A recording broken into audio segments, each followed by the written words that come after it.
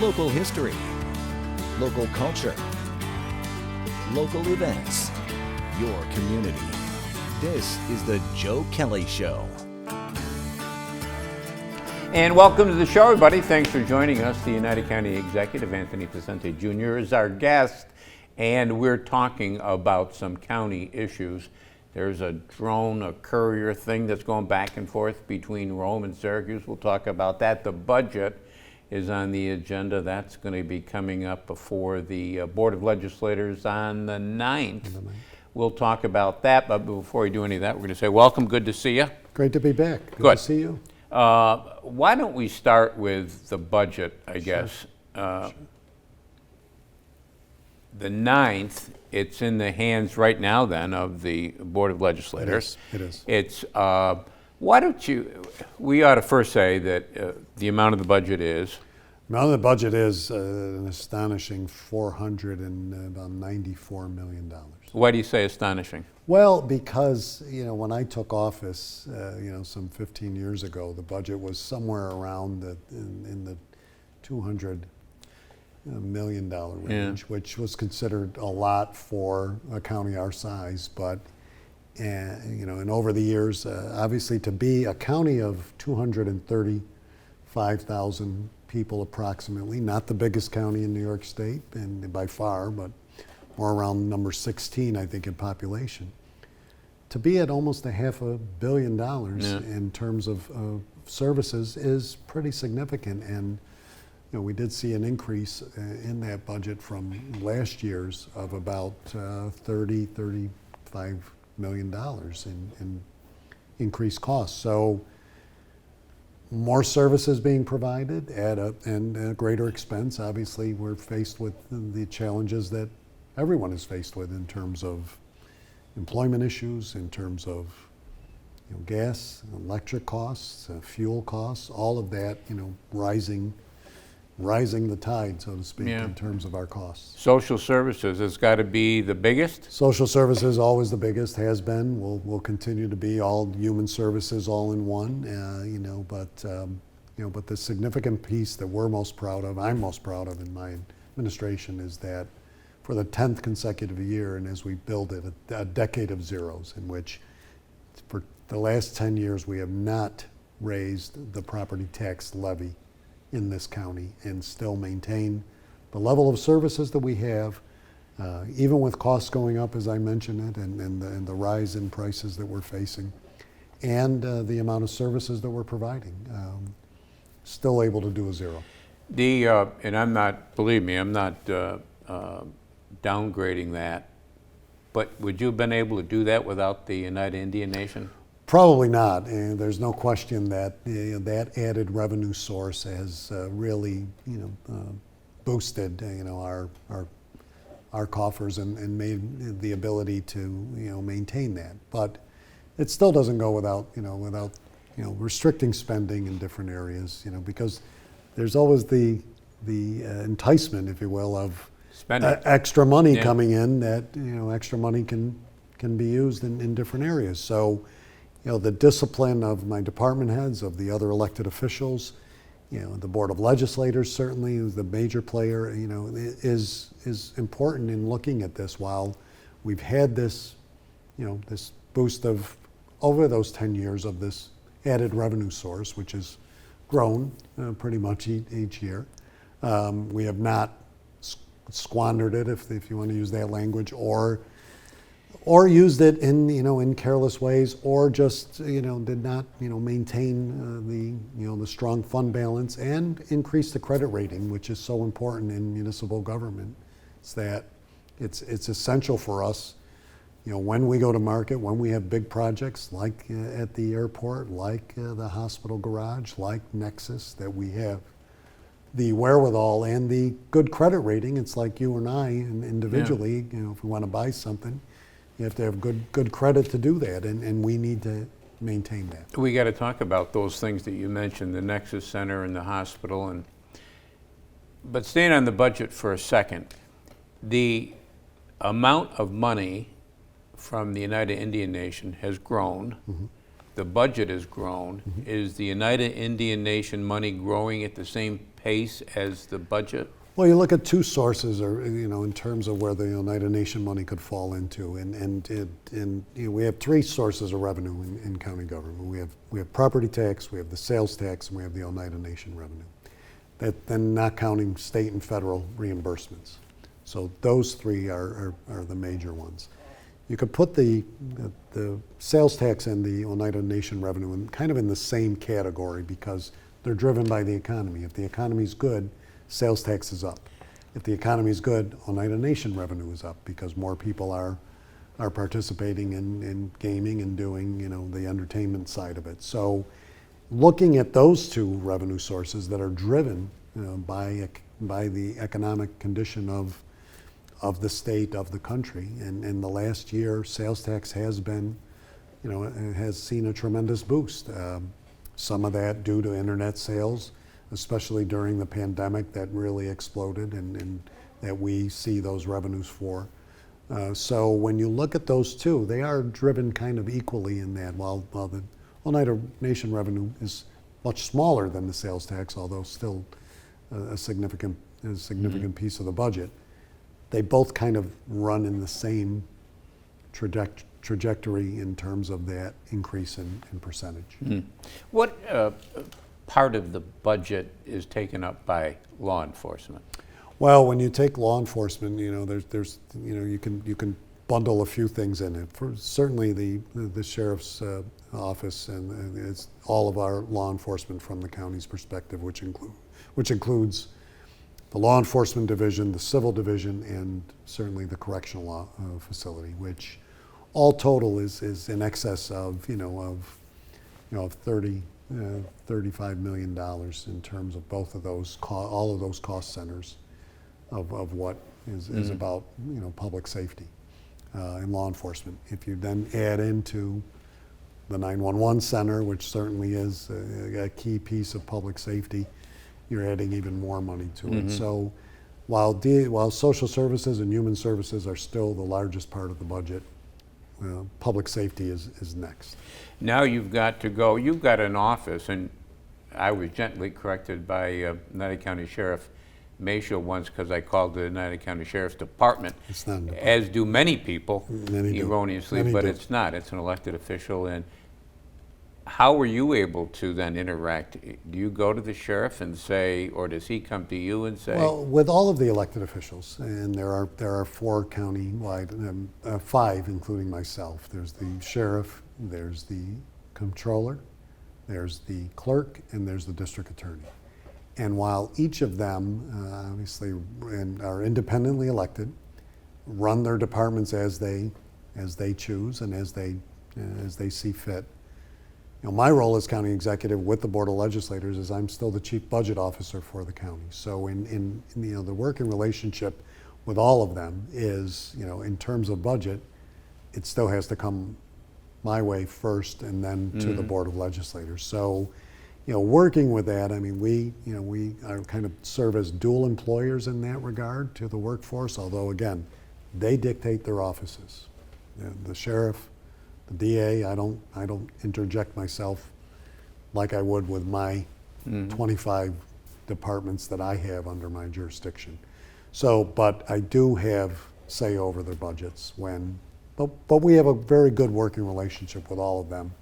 Work together and have to make tough decisions especially at budget time, when budgets come in with certain things that we have to make a recommendation to the board, not to fund or to remove, and then once it goes in the board's hands, as it is right now, it's up to them. So on November 9th, the board, do they have any other option of saying yay or nay? Is there another option? Well, first of all, I present the budget October 5th. They have until the 9th to pass it and to review it and to do that. They can veto, or I have veto privileges if they add to the budget. If they decrease the budget, I cannot veto anything there. So they have that power within them, in that. If they reject the budget in total, it goes in as presented. But that has never happened, and not in my time or even in the time of the charter. So you think everything is going to work out? I think with some amendments, obviously there's a few tweaks here and there that we'll see, but possibly. But it's hard to argue with a zero, and especially when spending has been controlled and the fund balance is healthy. The United County Executive is our guest. We're talking about the budget. We come back, we'll talk about some other things. Short break, right back.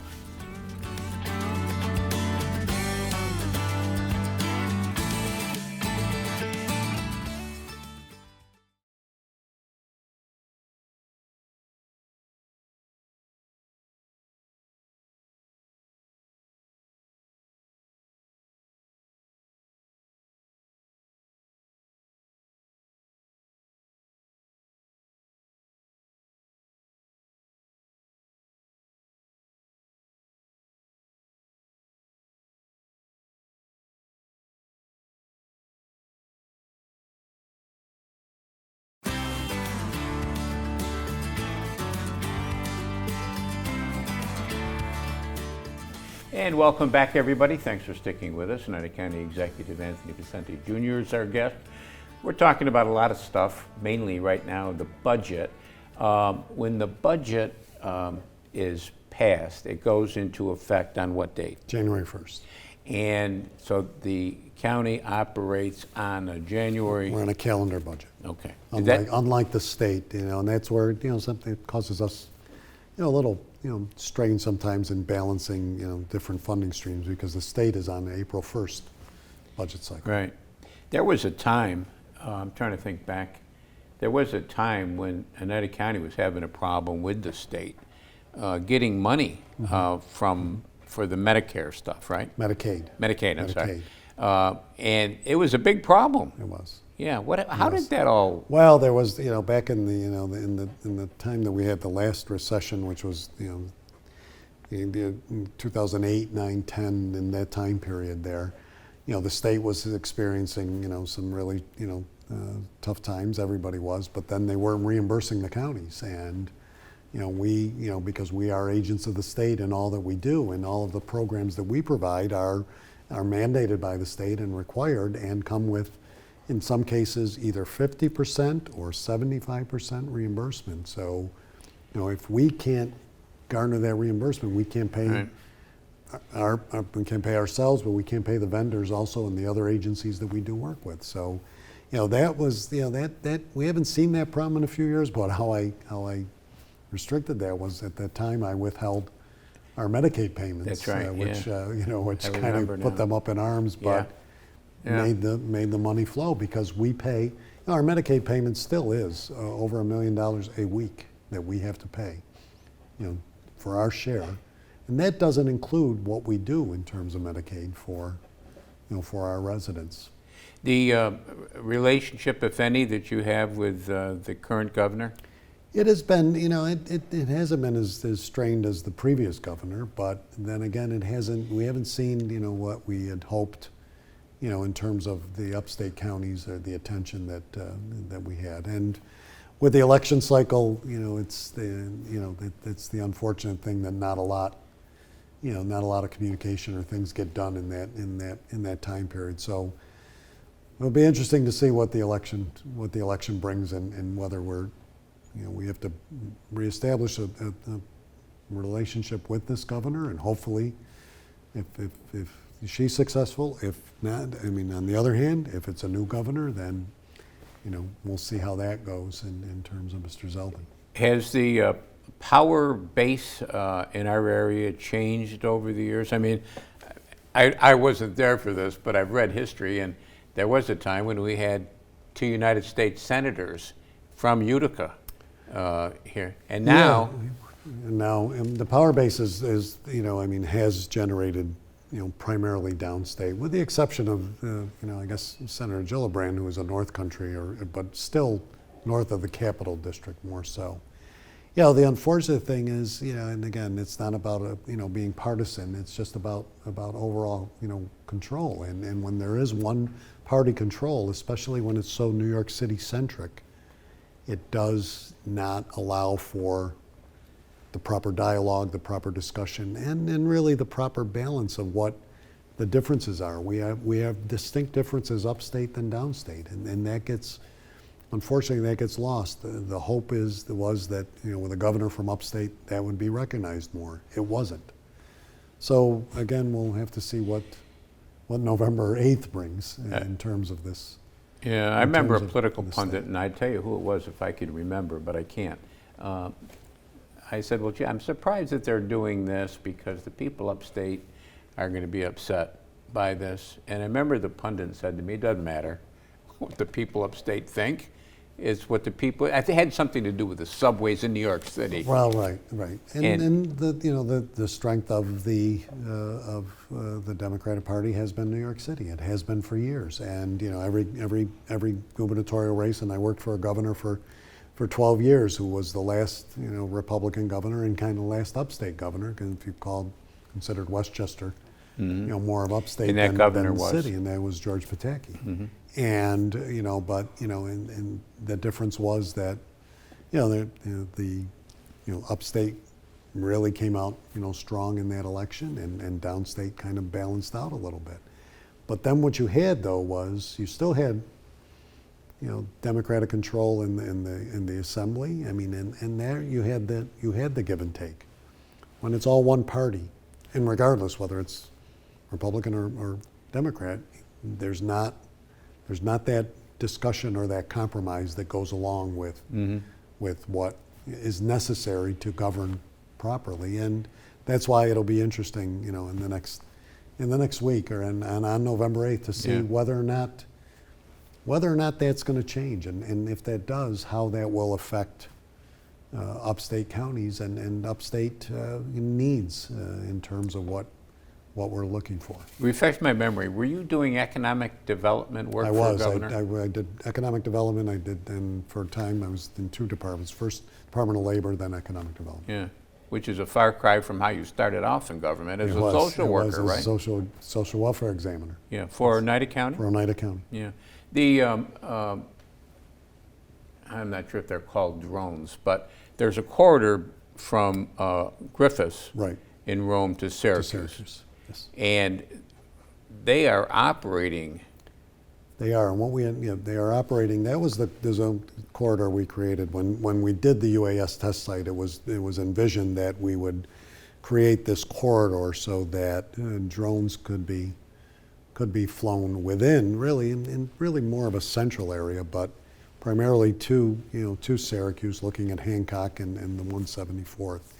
And a few weeks ago, we announced the first one that was completely, you know, out of sight in terms of in which it was maneuvered, you know, by the, you know, at the ops center, you know, from without following it, so to speak. So that is being, you know, expanded. You know, our work at Griffiths with unmanned, or as we are now changing the word to uncrewed aerial systems, to really address, you know, that corridor and really expand the uses of drones in all aspects.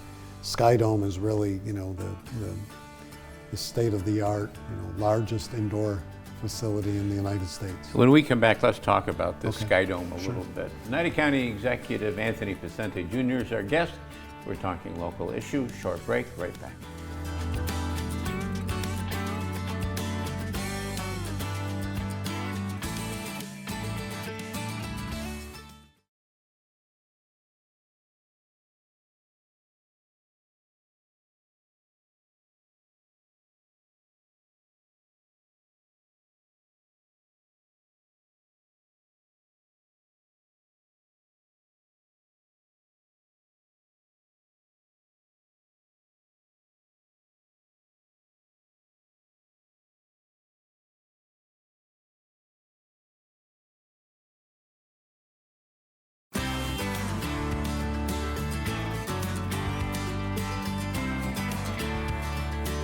And welcome back, everybody. Thanks for sticking with us. The Oneida County Executive is our guest, Anthony Picente Jr. Drugs, big problem, not just in Oneida County, everywhere. The money the government is pushing towards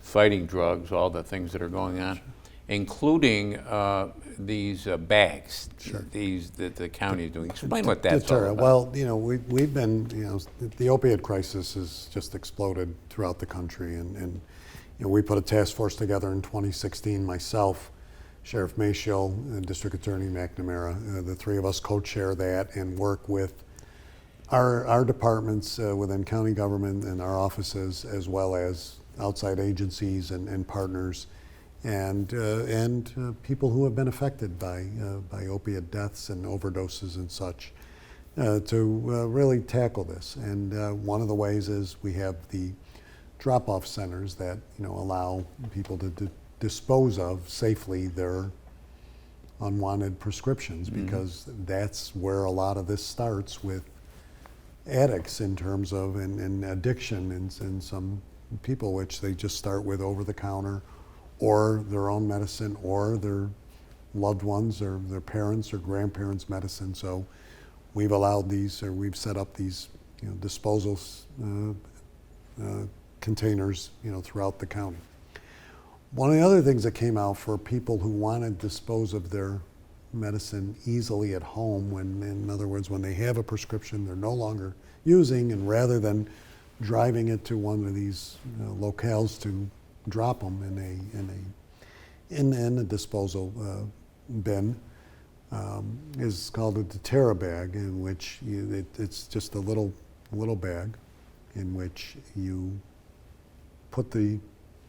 open it up, put the drugs in it, and it dissolves them and destroys the medicine, so that then you can just properly dispose of it in your trash. And this way, they can be used. The chemical reaction of this composition in the bag destroys the medicine safely. And where do you get those? We've been, you can get them from us if you go to our website, or contact my office or the health department, and we will distribute them. We just did a distribution this past Saturday with the Center for Family Life and Recovery, with the Sheriff's Office, my office, and our health department. You can get them through us, or we're going to do some other giveaways over the next couple months, working with some of our partners. Last time I was by the Oneida County office building, there seems to be always work going on down there, construction work. What's going on down right now? Well, what's going on right now is, we've got delayed over the last couple of years because of COVID, especially the construction work that is necessary. The entire decking around the building, which is over our 2 garage levels that are below. Right. They're not under the building, they're around the building. But that patio, if you will, that really is an area of entranceway and of seating, and for our employees and others. That deck that had deteriorated over the years. We were supposed to get to it a couple years ago, but COVID hit. So now that's all being redone, so that the entranceway will be reconstructed. The corridor on Park Ave will be rebuilt, and so that better security and services as you enter and exit the building. Is there enough parking down there? Plenty of parking, since we added the lots a few years back, and we own across the street and down on the other side of the courthouse as well. So plenty of parking. Now it's just a matter of getting that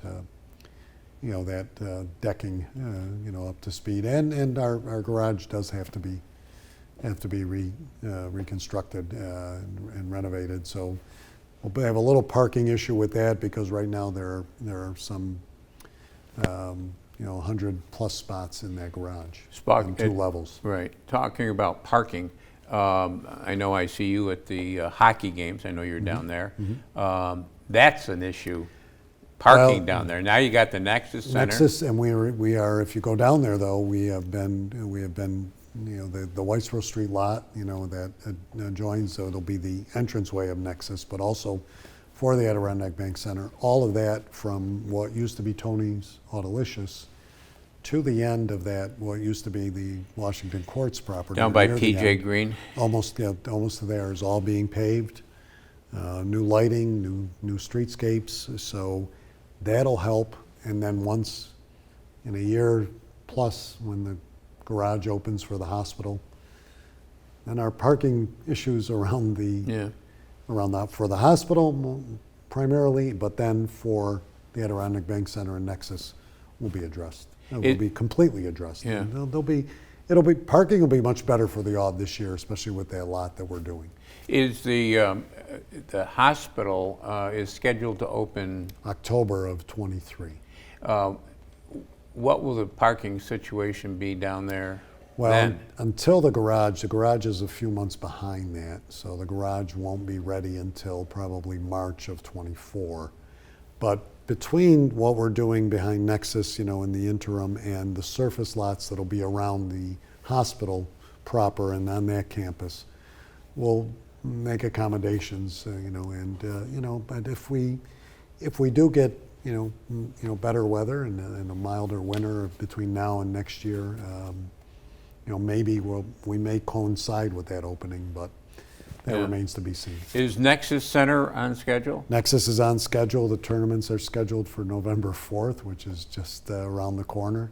We'll probably do more of a grand opening probably at the beginning of December, though. But we do have tournaments scheduled for November, and they've literally been working almost around the clock to finish up some of the pieces. It won't be really 100% in the next couple weeks, but by December we should be in good shape for a grand opening. It's amazing that that's the whole area of Utica, how that's changed. It has, and there's more to come. Is there? There Anything you can talk about? No, we'll save that for another day. All right, we'll come back. Absolutely. That's going to do it for us this week. We'll be back next week. We'll do it all again. Don't forget cnyhomepage.com. Lots of good stuff there. And you come back sooner rather than later. I will. Okay. Okay. Until next time, take care of yourself, everybody.